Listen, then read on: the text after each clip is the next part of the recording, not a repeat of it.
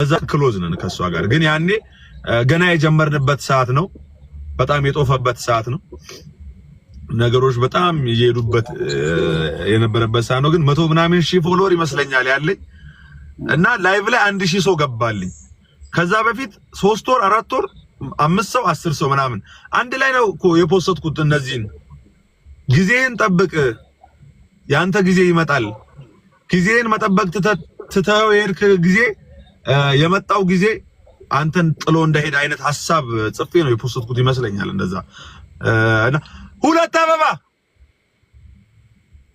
አበባ ሁለት ሰው ማሸነፍ ከቻልክ ትቀጣኛለህ በነገራችን ላይ በ10000 እቲ 10000 ነጥብ እንደዚህ እምቢ ያላችሁ 10000 ብር ብጠይቅ ትወጣላችሁ ማለት ነው ሰው ከምሩ ጋር ምንም አይነት ግንኙነት የላችሁም ያንን ብቻ ለማሳየት ነው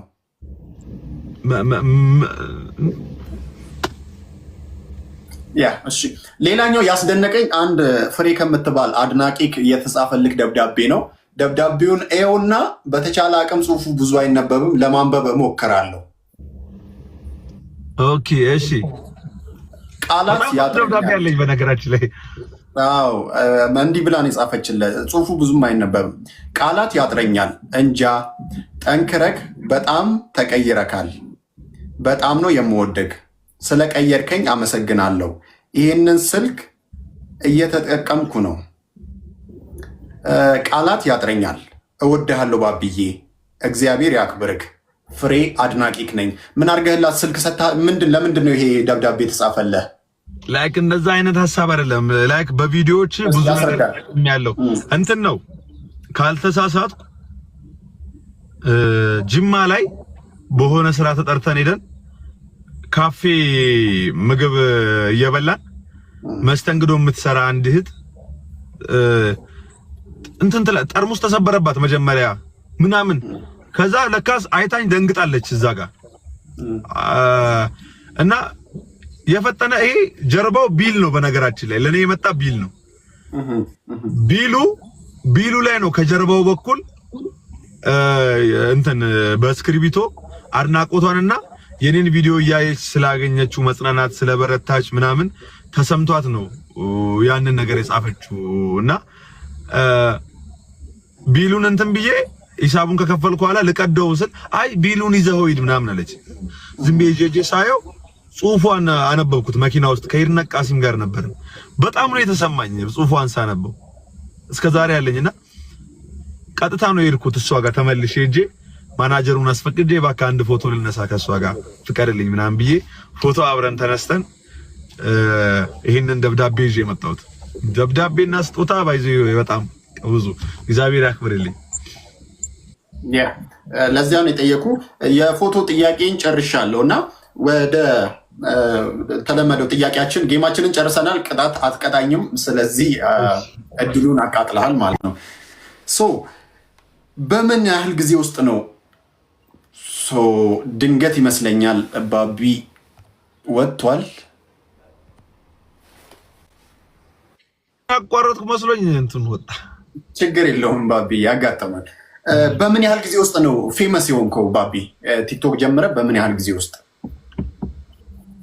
እንጃ አሁን ላይ 2 አመት ከምናምን ይለኛል ቲክቶክ ከጀመርኩ እውቅናው የመጣውስ ቲክቶክ ተጀምሮ በምን ያህል ጊዜ ነው አይ አሁን ታዋቂ ሆኛለሁ የሚል ስሜት የተሰማክ ይመስለኛል ወደ 70000 80000 ፎሎወር እያለው መገናኛ የድሮ ጓደኞቼ ይጠሩኛል ትቻቸው ወደ እንትን ገባው አላልኩም ሰሚት አረ አንተ ከዛ ቪዲዮዎችን ወዲያው ለቃለሁ ቫይራል ናቸው ቪዲዮዎቼ በጣም ከዛ አረ አንተ ስትፈምስ ዘጋን አይነት ነገር ይሉኛል ኦኬ እሺ ያልኩና ምሳል ጋብዛችሁ ብዬ ዝም ይቀለል ያለ ነጠላ ጫማ ኖርማል ሁዲ ለብሼ ጠዝ ያልኩ መገናኛ ጋር ባቢ ምንድነው አልኳቸው የማታው ቪዲዮ ምናምን ቲክቶክ መንገር ላይ ደስ ይላል ምናምን ቪዲዮ አራራራራ ለካ ተፈምሷል ለካ እዚህ በታክሲ ነው የሄድኩት እግዚአብሔር ሄድኩና ለጓደኞቼ ነገርኳቸው ያንን መንገድ ላይ እኮ ሰዎች ይጠሩኛል ምናምን ባቢ ምናምን ይሉኛል ተፈምሷል እዚህ ጋር እዚህ ሰፈር ለካ እኔ አላውቀውም ምናምን አልኳቸው። ከዛ ላይክ ብዙ ጓደኛ ባይዘ አይቀበልም። አሁን ላይም ባለው ስታተስ መቀበል አይፈልግም። ኖርማል አደረጉት በቃ። እኔ ግን የሆነ ነገር እዛ ጋር ነው ያገኘሁት። ከዛ በኋላ ለነገሮች ማለት ከጀመርክ ምን ያህል ወር ስንት ወር ሆኖታል ቲክቶክ ወይስ አመት? አይ ወራት ነው የኔ በወራት ውስጥ ነው። ግን ምንድነው የሆነው የተወሰኑ ወራት ቪዲዮዎቼ ሳይበይሩ ነው ሳይበይሩ ላይቭ ገባለሁ። ጓደኞች ነበሩኝ ላይቭ ላይ እነ በጣም ብዙ ጠፉብኛ እና አሞሪ ምናምን የሚባሉ ጓደኞች ነበሩኝ ላይቭ ላይ። እነሱ በጣም ነበር የሚያበረታቱኝ እና ከነሱ ጋር ሆኜ ምናምን እነሱን የላይቭ ጓደኛ ለመርኩና ሌላውን ሰው እየረሳው መጣው። ግን ቪዲዮዎቼ ቫይራል አይወጡም። ተሰብስበን ውጭ ያሉ ልጆች አሉ ከነሱ ጋር ላይቭ እናወራለን፣ እንቃለዳለን። የፍቅር ክሊኒክ የሚባል ፔጅ ተከፈተ።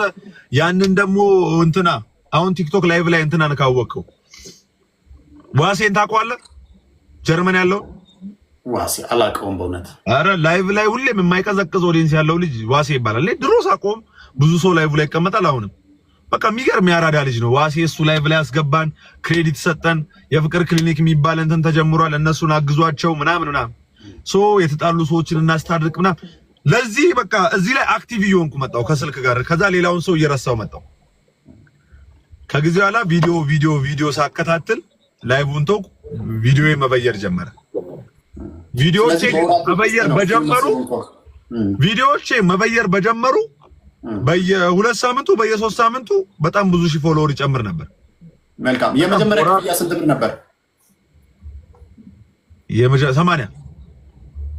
80 ሺህ ብር። አይ ማለት ብዙዎች የመጀመሪያ ክፍያቸው 5000 ወይ 2000 ነው የሚሆነው እና በምን አጋጣሚ 80 ሺህ ብር ተከፈለ? 100 ሺህ በጨመረልኝ ቁጥር ገዳም ገባ ነበር። እኔ 100 ሺህ ሲጨምርልኝ ቤት ገዳም ሄዳለሁና 400 ሺህ ነው 500 ሺህ አካባቢ ገዳም ገባው እንትን። ከዛ በቃ የዛ ጊዜ ምንድነው ፕሮሞሽን አምጣልኝ አይነት ጸሎት ነው የሄድኩት።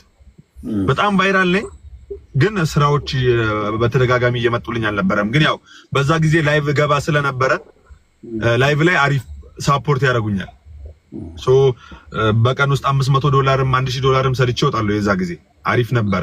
ሶ መንገጫቀጭ የለውም በላይቭ ላይ። ግን ላይክ ነው የምፈልገው ኮንተንት ክሬተር መሆን ነው፣ ላይቭ ስትሪመር መሆን አይደለም። ሶ በዛ እንዳልቀጥል ስራ አምጣልኝ አይነት ጸሎት ነው የሄድኩት። አቡነ ሀብትዬ ገዳምን ካወቅከው በእግሬ 2 ሰዓት መንገድ ነው የምትሄደው ከተክለ ሃይማኖት ገዳም በኋላና ወደ ፍቼ ሰላሌ አካባቢ። እዛ ሳምንት ስልክ አይሰራም ምን የለም። ከሳምንት በኋላ ስመጣ አሚባራ ሪል ስቴት ማስታወቂያ ይፈልጋሉ። ቫይራል ነው የኔ ቪዲዮ፣ በጣም ትሬንድ ናቸው። በዛ ሰዓት ቪዲዮዬን ስለቅ ንግግር ነው የምለቀው 20,000 ሰው 30,000 ሰው ነው ይሰራል። ሶ የመጀመሪያ ሲጠይቁኝ ትልቅ ድርጅት ነው። በቃ አንድ ጓደኛ ያለ ሄኖክ የሚባል ሄኖክ አክተር ነው፣ የፊልም አክተር ታውቁታላችሁ ብዙዎቻችሁ። ሄኒ እንደዚህ መጣ። አይ ለራስ ጥሩ ክብር አለ፣ እስከዛሬ በስራ ትተማመናለህ፣ ጥሩ ፓኬጅ ያስገባል ነው። በቃ 80 ልበላቸው እንሂድ እኔን ማናጀሪ ነው ብለ ይዘኸኝ ሄዳለ። ሄድን 80 ያልኳቸው። ኧረ እንዴት እንትና እኮ በዚህ ሰዓት እሱ ነው አንደኛ፣ እሱ እንኳን 75 ነው ያለ።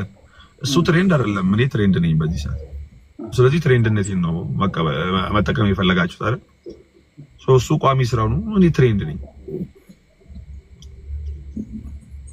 ከዛ 80 ሺህ ተከፈለ።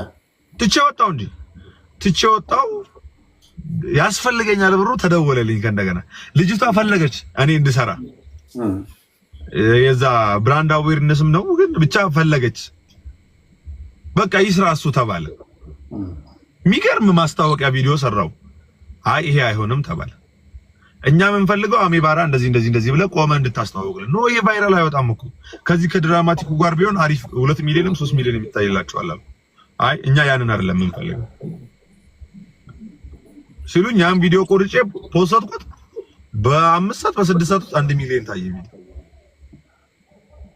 ከዛ አያችሁት ምናምን አይ እኛ አይቆጨንም ስንትም ቢታይ ይሄ 1000 ቢታይም ችግር የለውም እኛ ብቻ የኛን የሚገልጽ የ1 ደቂቃ ቪዲዮ ነው የምንፈልገው እንደዚህ ብለን ያንን ቀረጽ 80 ተከፈለኝ። ከዛ በኋላ በቃ አሁን ፓኬጅ ስንት ነው? አይ ኦፊሻሊ ምን ያደርጋል ይቻላል። በነገራችን ላይ አለመናገር ያው ጥያቄ ጀስት እንትን ልበል ብዬ ነው። ምን አላ አትርፈበታል ከገቢ አንጻር ከቲክቶክ? ብዙ እግዚአብሔር ይመስገን ምንም ከሌለበት የተሻለ ሰው ጋር ተደራሽ አድርጎኛል። ድሮ በማይፈልጉኝ ሰዎች በፊት እንድከበር አድርጎኛል። ስራዎቼንም ሰው እንዲወድልኝ አንደበቴም በሰዎች ዘንድ የሚደመጥ የተናገርኩት ሰዎች ዘንድ እንዲከበር እንዲጣፍጥ አድርጎልኛል። ከእግዚአብሔር ቀጥሎ ማህበራዊ ሚዲያውን በጣም በቃ ለኔ ትልቅ ነገር ነው። እሱ ላይ ኢንቨስት ማድረግ ፈልጋለሁ። እሱ ላይ መስራት ፈልጋለሁ። ለሱ የተሻለውን ማውጣት ፈልጋለሁ። በሱ በኩል ለሚሆነው ነገር ምንም በቃ ባረግ ደስ ይለኛል። እሱን ማስቀጠል እሱን ማሳደግ ነው የምፈልገው። እዚህ ላይ ያለው አሁን ለፊልም ነው የመጣሁት አዲስ አበባ፣ ግን አሁን ላይ ይሄ የተሻለውን ነገር ስለሰጠኝ ይሄንን ነገር ማሳደግ ነው የምፈልገው። ባቢ ሀብታም ነው አሁን ላይ እግዚአብሔር ይመስገን ሀብታም ነው። የድሮ ባቢ አይደለም። ድሮ ምንም የሌለው ባቢ ደሃ ከሆነ አሁን ላይ የሆነ ነገር ያለው ባቢ ሀብታም ነው መሰለኝ። አንተን አይተው በአንተ መንገድ መጓዝ የሚፈልጉ ወጣቶችን ምን ትመክራለህ?